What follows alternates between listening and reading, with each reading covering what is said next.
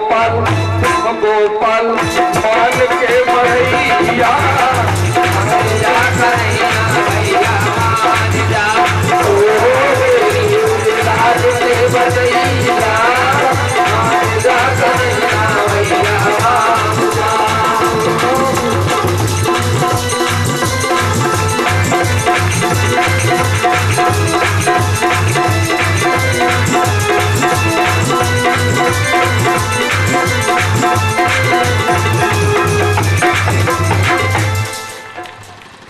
मोहन लाज के बचैया मान जा कन्हैया भैया मान जा। जैसे ही श्याम सुंदर भगवान ने अर्ज सुनी तुरंत ही चीर को बढ़ाने का नंबर लगा दिया। दुष्ट खींचता जा रहा है। वहां पर जितने भी प्राणी बैठे हैं कोई यह नहीं समझ पा रहा है कि नारी बीच सारी है कि सारी बीच नारी है, नारी ही की सारी है कि सारी ही की नारी है। भगवान ने चीर इतना बढ़ाया कि समझ नहीं आई कि यह चीर कहां से बढ़ रहा है। दुशासन चीर खींचते खींचते थक गया।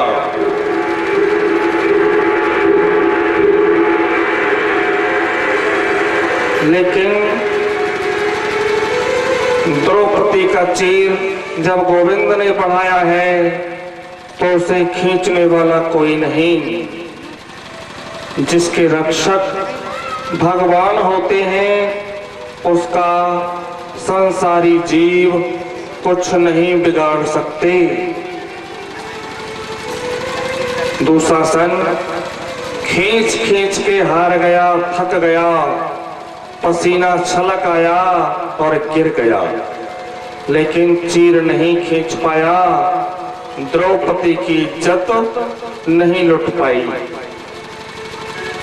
द्रौपदी को नग्न नहीं कर पाया। महात्मा विदुर ने धृतराष्ट्र को कहा कि अभी तो कन्हैया ने केवल चीर बढ़ाया है, आप अपने अधर्मी पुत्र को समझा लीजिए। अभी केवल चीर बढ़ाया है, ऐसा न हो कि द्रौपदी ज्यादा अनुनय विनय करे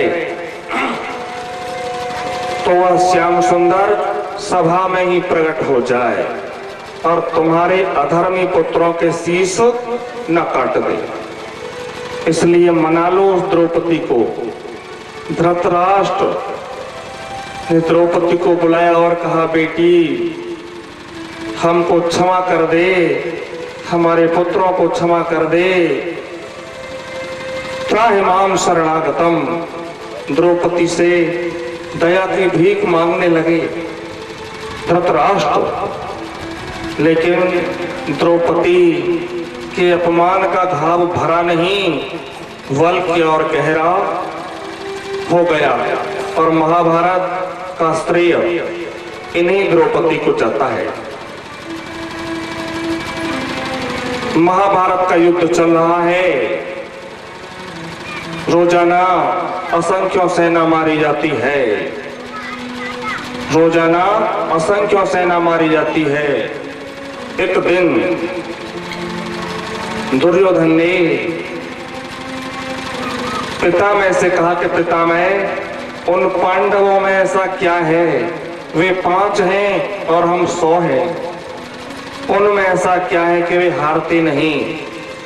तो पितामह ने कहा कि दुर्योधन ये तो तुम भी जानते हो कि जिधर श्याम सुंदर भगवान है विजय तो उधर ही होगी। मैं क्या कर सकता हूं, लेकिन फिर भी तुम ज्यादा कह रहे हो तो कल शिखंडी को मेरे सामने मत आने देना। मैं 5 बाणों से 5 पांडवों को रण में मार दूंगा। यह भीष्म प्रतिज्ञा पूरे शिविर में फैल गई। पांडवों के होठ सूख गए। सूचना द्रौपदी तक पहुंची। द्रौपदी ने भगवान से कहा कि कन्हैया, मैं किसी को कुछ नहीं जानती, पितु मातु सहायक, स्वामी सखा, पिता भी तुम हो, माता भी तुम हो, स्वामी भी तुम हो और मेरे सखा भी तुम हो। पितु मातु सहायक स्वामी सखा, तुम ही एक नाथ हमारे हो, जिनके कछु और आधार नहीं, उनके तुम ही रखवारे हो।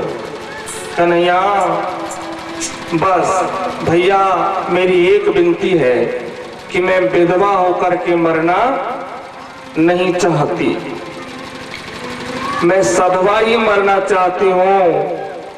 तो कन्हैया कह रहे हैं कि द्रौपदी, इसकी आज्ञा तो पतियों से लेनी पड़ेगी। पुनः द्रौपदी ने कहा कि भैया, मैं कुछ नहीं जानती, मैं तो सब कुछ तुमको मानती हूँ। पिता हो, माता हो, स्वामी हो, भैया हो, बंधु हो, मेरे तो सब तुम ही हो। कन्हैया कह रहे हैं कि द्रौपदी, परिक्रमा होती है 3 प्रकार की, और चिता दाह करने से पहले परिक्रमा लगानी पड़ती है।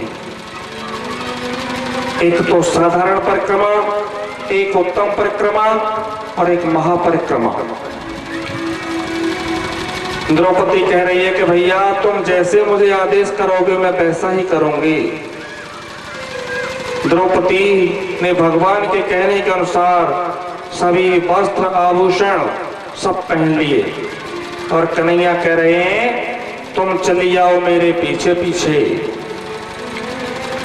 आगे आगे कन्हैया चल रहे हैं, पीछे पीछे द्रौपदी चल रही है। थक गई बेचारी द्रौपदी, लेकिन विचार मन में आ रहा है कि अब मरना तो है ही, इसलिए चलती रही, पूछा नहीं। जैसे ही पितामह का शिविर आया, तुरंत कन्हैया ने कहा कि द्रौपदी, अंदर भीष्म पितामह बैठे हैं, प्रणाम जाके करना, आभूषण तेज खनकाना और प्रणाम धीरे करना। द्रौपदी ने ऐसा ही किया। पितामह ने समझा कि जैसे ही आभूषण खनके द्रौपदी ने प्रणाम किया, तो पितामह ने क्या समझा कि ये दुर्योधन की पत्नी भानुमति मुझसे वरदान मांगने के लिए आई है। तो वरदान दे दिया, सौभाग्यवती भव। तुरंत द्रौपदी बोल उठी कि पितामह, आप मुझे ये सौभाग्यवती भव का वरदान क्यों दे रहे हो? क्योंकि मेरे पतियों को तो मारने का संकल्प तुमने कर लिया है। जब मेरे पति मर जाएंगे तो मैं सौभाग्यवती कैसे रह जाऊंगी? पितामह कह रहे हैं, अरे द्रौपदी, तुझे यहाँ पर कौन लेकर के आ गया, मुझे बता। द्रौपदी को जब अंदर भेजा था तो भगवान ने द्रौपदी की चरण खड़ामू अपने पास रख ली थी। भक्तों के लिए भगवान क्या क्या नहीं करते, भक्तों के लिए क्या क्या ना किया। राधा के पिया, राधा के पिया। पितामह और द्रौपदी बाहर निकल कर के आए।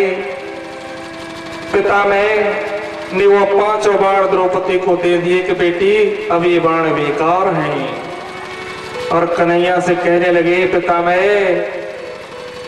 करे श्याम सुंदर भगवान, कन्हैया, यदि मेरा मान तोड़ना था तो मुझसे प्रतिज्ञा करवाई क्यों थी? तुमको मेरा मान तोड़ना था तो प्रतिज्ञा नहीं करवाते। अब बताओ, इस भीष्म प्रतिज्ञा का क्या होगा? कन्हैया कह रहे हैं कि पितामह, जिस चीज की जरूरत जिस वक्त होती है मैं उसी वक्त तुरंत निर्णय लेता हूँ। बोले गोविंद भगवान की जय, वृंदावन बिहारी लाल की जय। सुखदेव जी महाराज कह रहे हैं कि परीक्षा तो सुदामा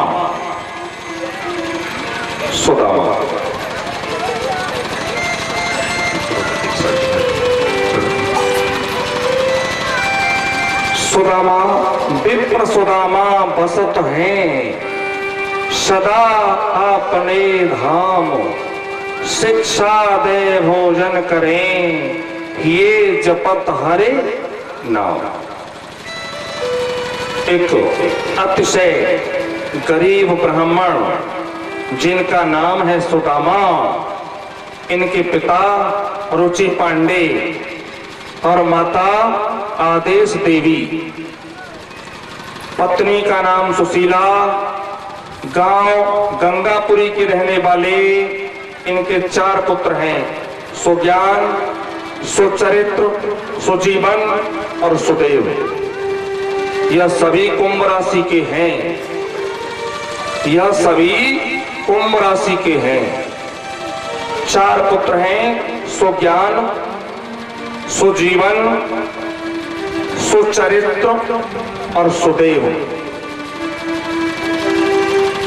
एक बार शनि की ढैया आई तो ये विप्र बहुत अतिशय गरीबी में घिर गए। एक दिन बात ही बात में अपनी पत्नी सुशीला से कहने लगे, अरे भामिनी, बचपन में हमारे एक मित्र थे कृष्ण। जैसे ही भामिनी ने ये बात सुनी, कह रही है कि स्वामी, तुम्हारे मित्र थे कृष्ण, तो आप एक बार उनके पास चले जाओ मेरे स्वामी, हमारे सब दुख दूर हो जाएंगे। लेकिन सुदामा जी कह रहे हैं कि नहीं प्रिय, गरीबी में मित्र के पास मैं नहीं ना जाऊंगा।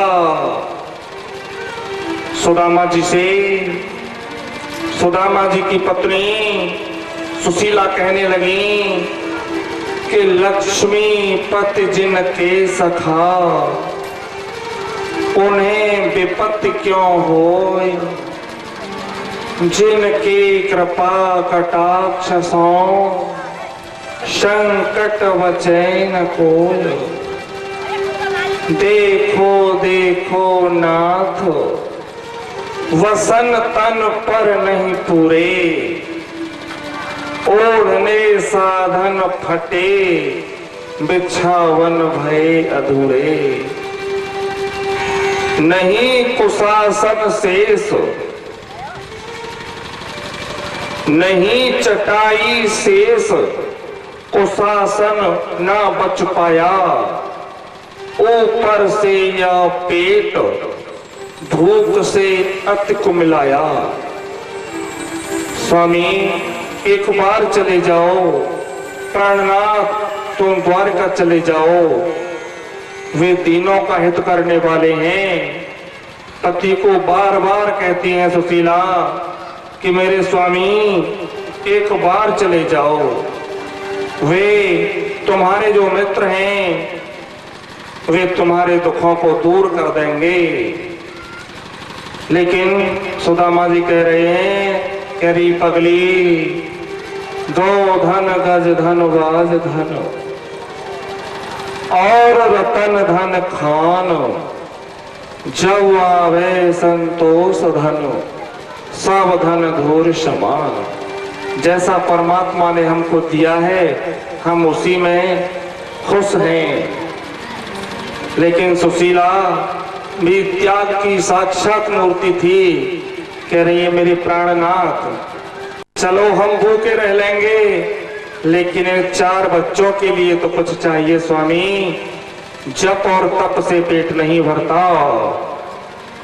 रो रही है और अपने प्राणनाथ से विनती कर रही है सुशीला कि मेरो जन्म बीत गयो टोटे में मेरो कैसो नसीब मेरो कैसो नसीब जन्म बीत गयो टोटे में मेरो कैसो नसीब मेरो कैसो नसीब जन्म बीत गयो टोटे में मेरो कैसो नसीब मेरो कैसो नसीब और प्राणनाथ टूटी छान पुरानी बाती टूटी छान पुरानी बाती टूटी छान पुरानी बाती बारिश में टपके ओलाती बारिश में टपके ओलाती बारिश में टपके ओलाती पानी टपके कोने में मेरा कैसो नसीब मेरा कैसो नसीब जन्म बीत गयो टूटी मेरी मेरो कैसो नसीब मेरो कैसो नसीब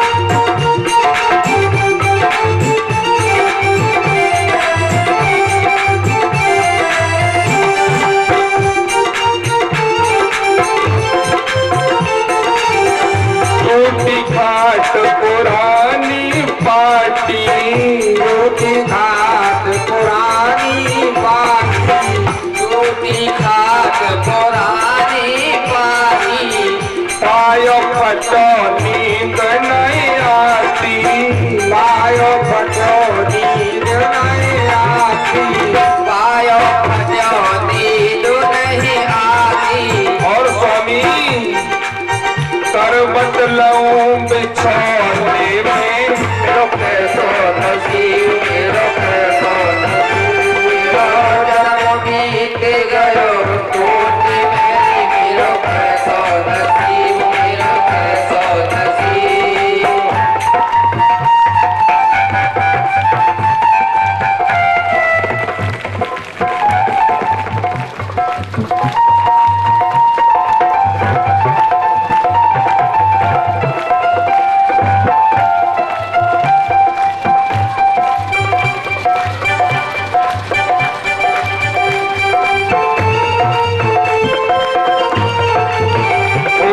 तब कठौती टूटी तब कटौती टूटी तब कटौती टूटी कालू तय पे जल जाए रोटी आलू तवे पे जल जाए रोटी आलू तवे पे जल जाए रोटी चले हाथ मेरे कोने में मेरा कैसो नसीब मेरा कैसो नसीब मेरो जन्म बीत गयो टूटी में मेरो कैसो नसीब मेरो कैसो नसीब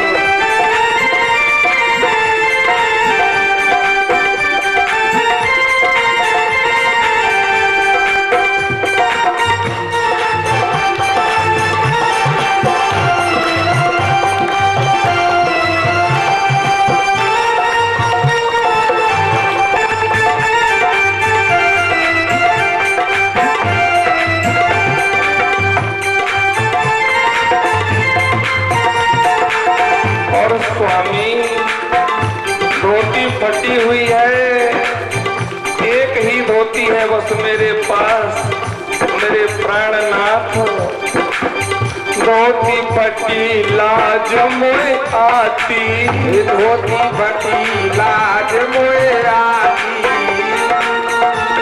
लाज मोए आती मार सको ना जा से गाती मार सको ना जाते गाती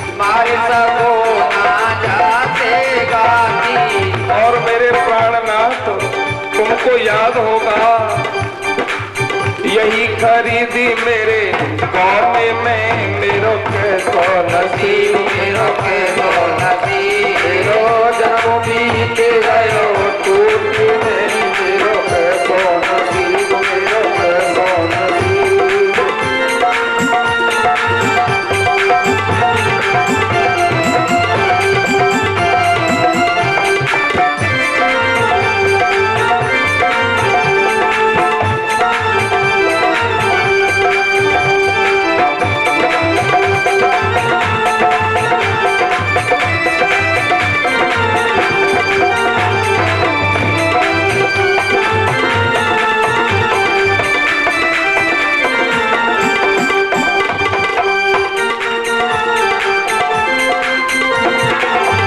जादन तेजा घर में आई, जादन तेजा घर में आई, जादन तेजा घर में आई, भर के पेट रोटी नहीं खाई, भर के पेट रोटी नहीं खाई, भर के पेट रोटी नहीं खाई।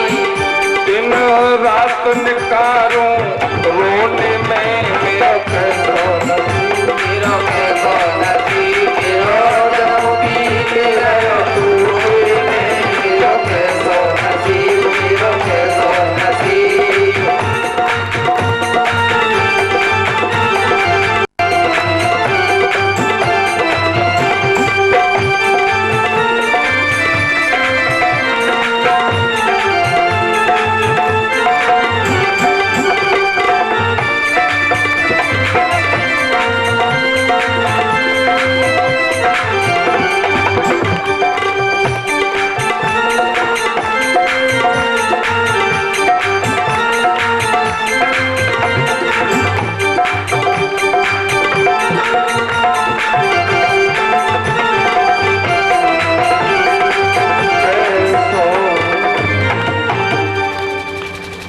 स्वामी, जा दिन ते मैं जा घर में आई हूँ तुम्हारे में, मैंने भर के पेट रोटियों नहीं खाई।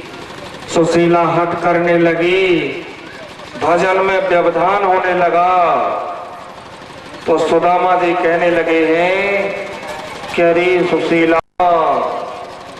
शिक्षक हो शिगरे जग को, तिन को तू कहा अब देते है शिक्षा, जे तपते परलोक सुधारत, संपत्ति की तिन के नहीं इच्छा।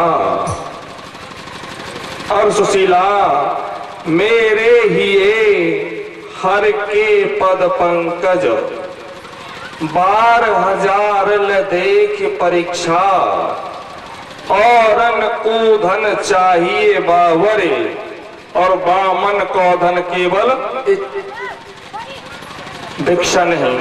आप कह रहे हैं भिक्षा, तो यहाँ पर आपके यहाँ पर ब्राह्मण होंगे, कितने ब्राह्मण भीख मांगते हैं? हाथ उठा के बताएं मुझे। ब्राह्मण को धन केवल शिक्षा, ब्राह्मणों ने न कभी भीख मांगी थी, न आज मांगते हैं, और न कल मांगेंगे। ब्राह्मण को धन केवल शिक्षा। ब्राह्मण के 6 कर्म हैं, दान लेना, दान देना, यज्ञ करना, यज्ञ कराना, शिक्षा लेना और शिक्षा देना। तो ब्राह्मण को धन केवल शिक्षा, शिक्षा शिक्षा देते हैं सुदामा, और उसी से जो कुछ प्राप्त हो जाता है उसी में गुजर बसर करते हैं।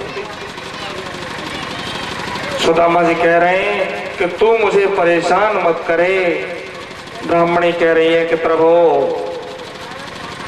इससे गुजारा नहीं होता, सहनशीलता की भी एक हद होती है। स्वामी, आप मेरे कहने से एक बार चले जाओ और मेरे स्वामी जो तुम्हारे मित्र हैं, लए ते नाम चौगुनी, गए ते धाम 100 गुनी, और देखत सहस गुनी प्रीति वो मानेंगे। नाम लेता है कोई प्राणी उनका तो 4 गुना प्रेम करते हैं। लए ते नाम 100 गुनी और गए ते धाम 100 गुनी। उनके धाम में जाओगे तो 100 गुना प्रेम करेंगे, और जब सामने होंगे तो सहस गुनी प्रीति वो मानेंगे। मेरे स्वामी एक बार चले जाओ। अधीर हो रही है और फिर कह रही है कि स्वामी के धो सवा जुर तो भर पेट हो, तो चाहत ना दद दूध मिटौती, शीत हो व्यतीत भयो सिसकाए के, हो हट के तुम्हें यौन पठौती, जानती जौन हेतु हर्षो, तो तुम्हें क्यों द्वारका पेल पठौती, या घर ते कबहू न गयो पियो, टूटो तबा और फूटी कटी। अब चले जाइए। और पुनः विनती करने लगी है कि मेरी मानो बात पिया, द्वारिका तुम जइयो, मेरी मानो बात पिया, द्वारिका तुम जइयो, मानो बात पिया, द्वारिका तुम जइयो। अरे तुम जइयो स्वामी तुम जइयो, हो तुम जइयो स्वामी तुम जइयो। मेरी मानो बात पिया, द्वारिका तुम जइयो, बात पिया, द्वारिका तुम जइयो।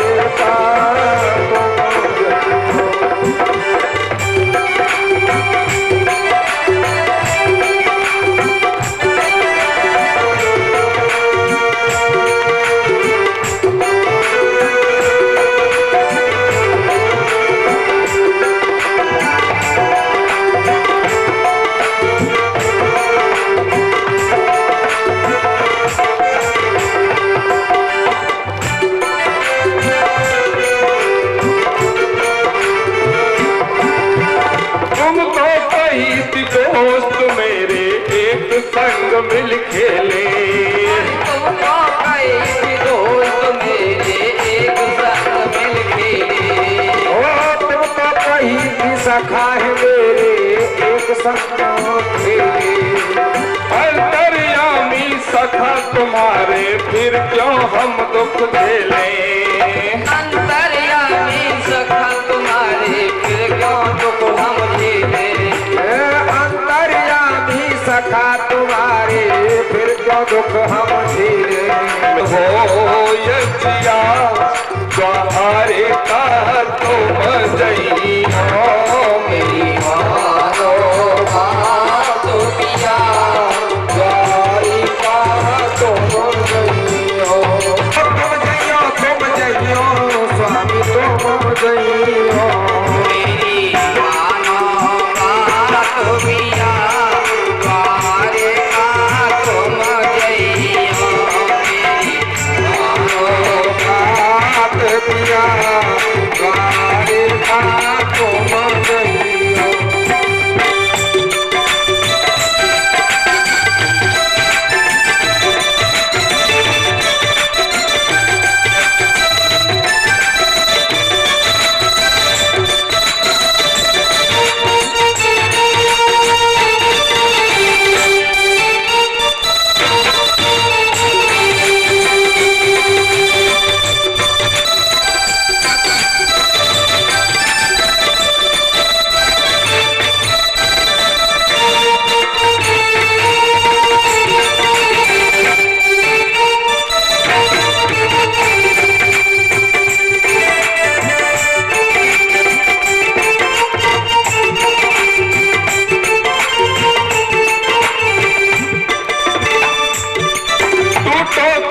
कटौती घर में घर में खाने को नहीं दाना। लावत लावत हम पतिहारे फिर भी मिला न खाना। भागत भागत हम पतिहारे फिर भी मिला न खाना। संग जीवन प्राणनाथ संग जीवन का तुम जइयो मेरी मानो बात पिया।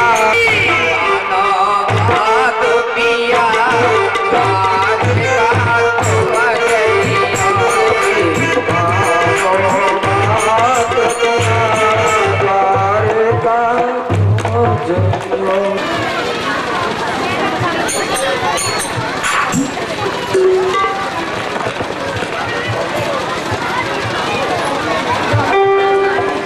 उन्होंने करने लगी है इतनी सुन के कही सुदामा सुनो सुशीला वाणी। इतनी सुन के कही सुनो सुशीला वाणी। इतनी सुन के कही सुदामा सुनो सुशीला वाणी। कैसे जाए द्वारका नगरी नायक कौड़िया को मित्र के पास जाऊं तो कुछ भेंट में भी ले जाने को चाहिए। कछु भेंट सुनाए तिरिया द्वारका तुम जइयो बात पिया द्वारका तुम जइयो।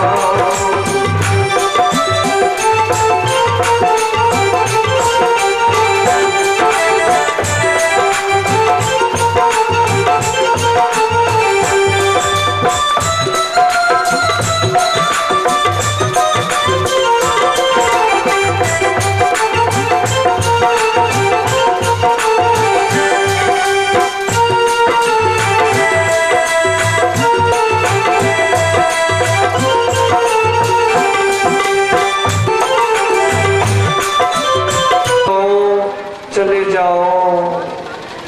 अरे पगली मित्र है वो हमारे मित्र छो नाय।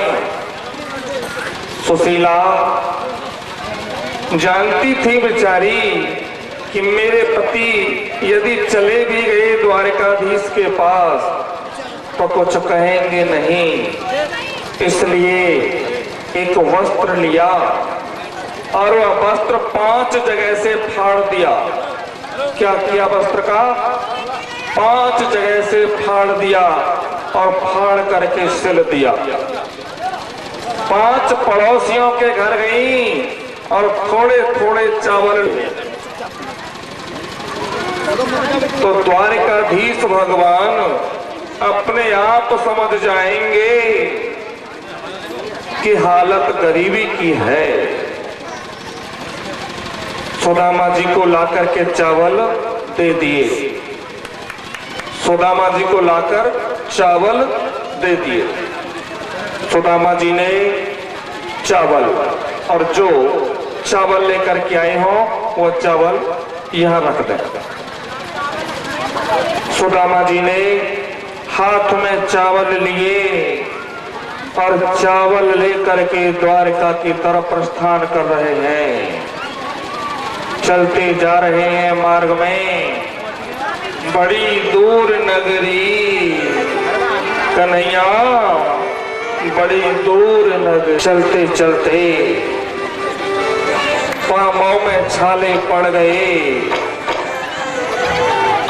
और द्वारका से पहले एक नदी पड़ती है। उस नदी के किनारे पर बैठ गए। सुदामा जी विचार कर रहे हैं और कन्हैया से कह रहे हैं कि देख कन्हैया भैया, अब मुंह पे नाए चले जा रहे हो। तेरी इच्छा होए तो तू मोको यहाँ से आए के ले जाइयो। भैया मुंह पे अब चलो नहीं जा रहे हो। सुदामा जी बैठे हैं, सो गए बैठे बैठे। जैसे ही आंख खुली तो भगवान श्याम सुंदर एक विप्र को रूप बनाए करके आ गए और कहने लगे, भैया कहाँ जानो छे? कौन सी भाषा है वहां पर? छे की भाषा है। पल्ली पर सोते ही पहुंच जावे। सुदामा जी ने ऐसा ही किया और देखा तो ब्राह्मण सामने कोई नहीं था। अब जब द्वारका में पहुंच गए सुदामा जी तो वहां पर सभी महल अटारियां एक जैसे हैं। वहां पहुंच करके कनुआ को घर कौन सो है? कहा नाम लिया? कनुआ। 4 श्री द्वारकाधीश भगवान के महल हैं। द्वारपाल इतनी कह करके पहरेदार ने कहा कि ओ भिक्षुक जातात धरो, वर्जित यहाँ प्रवेश, खड़े प्रतीक्षारत रहे बड़े बड़े भूपेश। हालत खराब देखी तो कहा, आधीश भगवान से मिलने बड़े राजा महाराजा लाइन बना करके इंतजार करते हैं। जब सुदामा जी परेशान हो जाते हैं तो इतना तो बतला दीजिए। द्वारपाल पुनः कहने लगा, तन फटे, तन लटे कपड़े फटे, आयो तू नंगे पांव है। कृष्ण कृष्ण क्यों चीखतो, तेरा कहा कृष्ण सो काम है। न जगा तन में प्रभु जाने को आए, बसो के ही ग्रामा, धोती फटी ना। द्वारकाधीश भगवान ने इतने वचन सुने, तुरंत ही कन्हैया नंगे पैरों दौड़े चले आ रहे हैं। लेकिन सुदामा जी के मन में एक भाव पैदा हो गया। द्वारपाल तो अंदर चला गया, सुदामा जी के मन में एक भाव पैदा है गया कि अरे सब लोग ये देखेंगे तो क्या कहेंगे, राजा को मित्र और इतना कंगाल। सुदामा जी की मनोदशा बदल गई और सुदामा जी लौट करके सुदामापुर को चलने लगे। आगे आगे सुदामा जी चलते जा रहे हैं। कन्हैया नंगे पैरों आ रहे हैं। देखा द्वार पर कोई नहीं है तो द्वारपालों से पूछा करे रहेगी कि तू मोकू जब अपना मित्र बतावेगा तो भैया जो कुछ गलती बिठा लिया।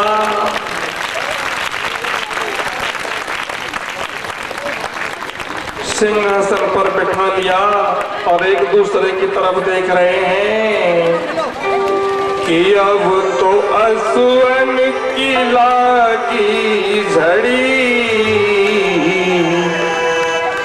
जब भी सुअन की नजरों से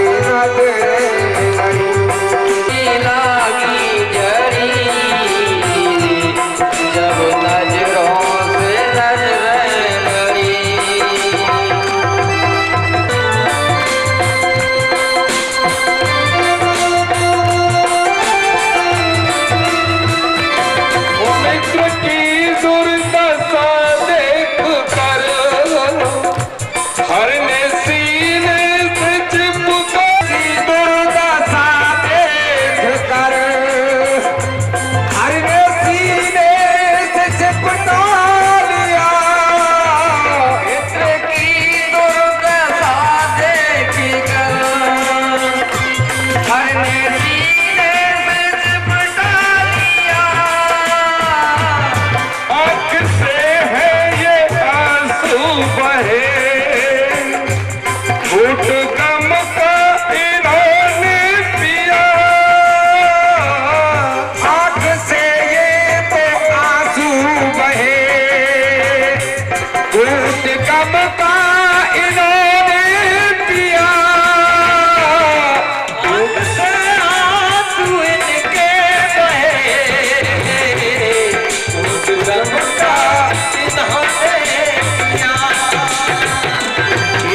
पे ये मुसीबत पड़ी जब नजरों से नजरें लड़ी। अब तो आंसुओं की लागी घड़ी जब नजरों से नजरें लड़ी।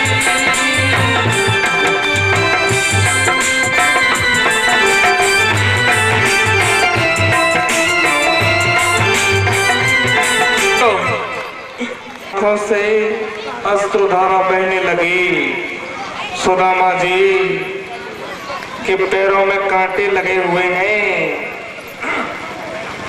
ऐसे बेहाल बेबाइन सो पग कंटक जाल लगे पुन जोए।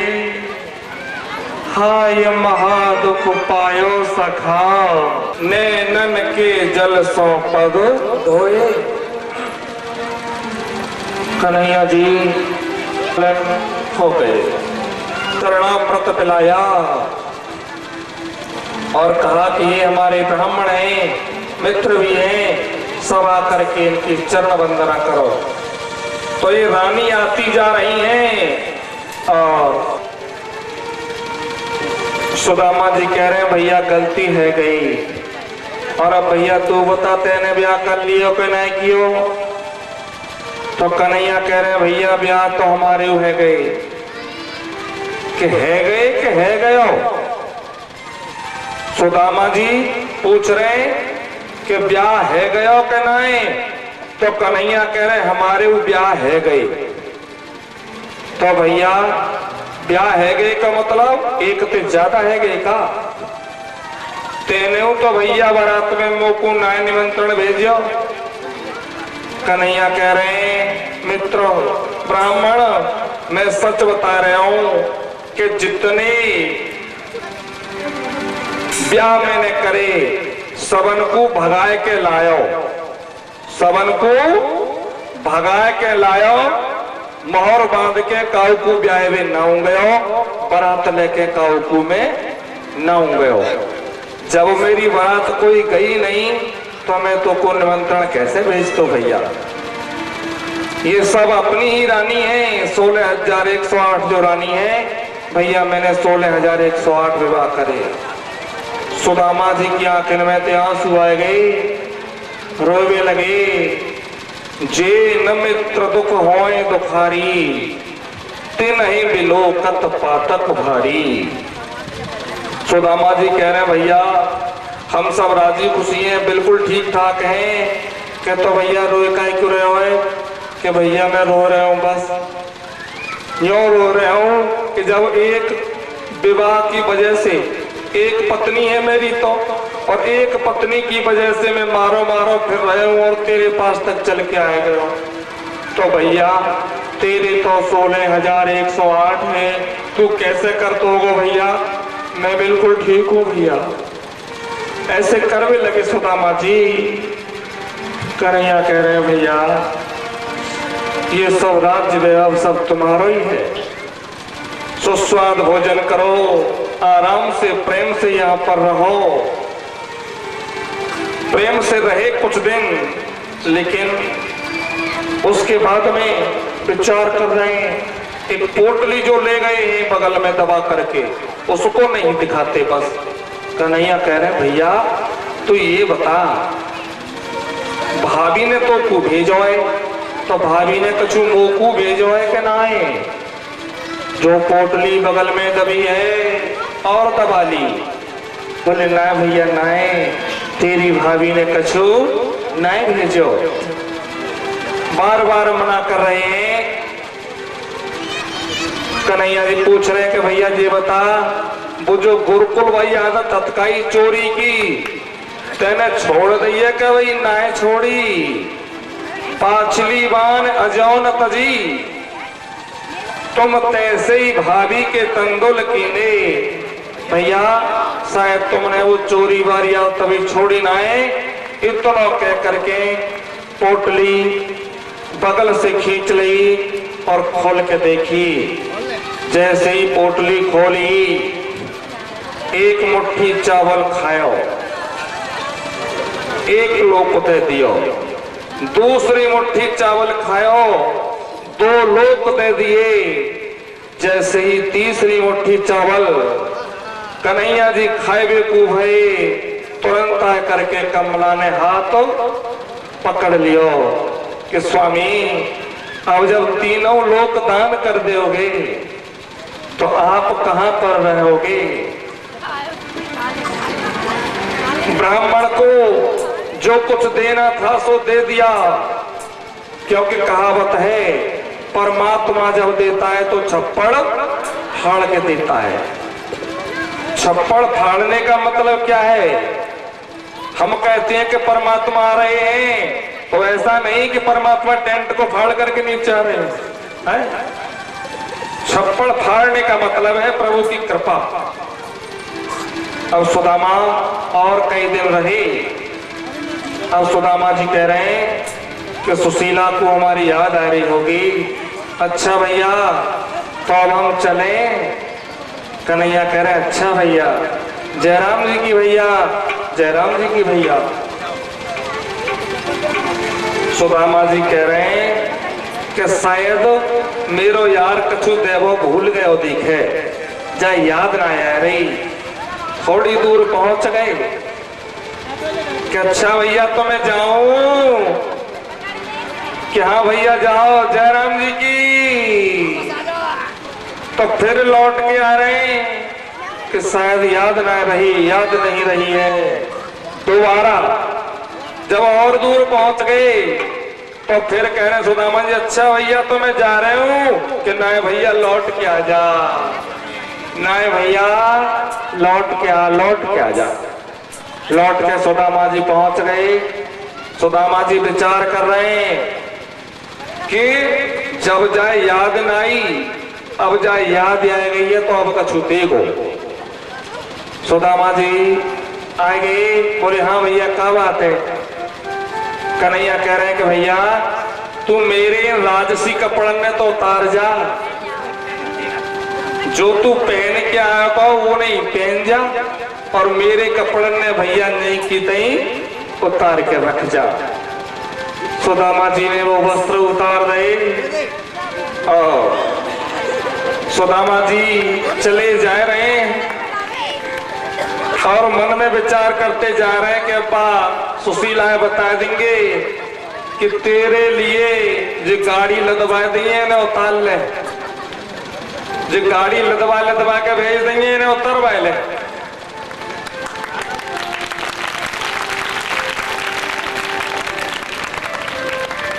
सुदामा जी चल दिए और जब सुदामा जी अपने नगर के निकट आ गए, जब अपने नगर के निकट आ गए तो देखा कि वहां तो महल बने हुए खड़े हैं। सुदामा जी देख रहे हैं, अरे भगवान भले अपने यार के पास गए, यहाँ पर तो हमारी जो झोंपड़ी पड़ी वो यहाँ पर न मिल रही। और सुदामा जी कह रहे हैं कि झोपड़िया कहाँ गई रे, मोहन कब को पैर निकारो, झोपड़िया कहाँ गई रे, मोहन कब को पैर निकारो, झोपड़िया कहाँ गई रे, मोहन कब को पैर निकारो, कब को पैर निकारो, काना कब को पैर निकारो, कब को पैर निकारो, काना कब को पैर निकारो। झोपड़िया कहाँ गई रे, मोहन कब को पैर निकारो, झोपड़िया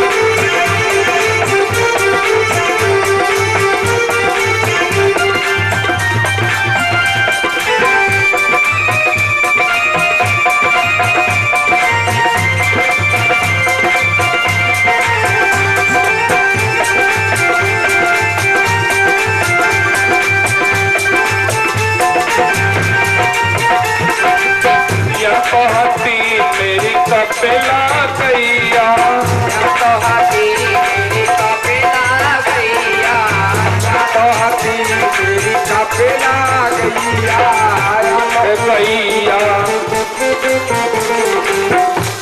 ओ कैया ओ कैया ओ कैया आ गई रे मोहन कव को मैल ब्राह्मणी कहाँ गई रे मोहन कव को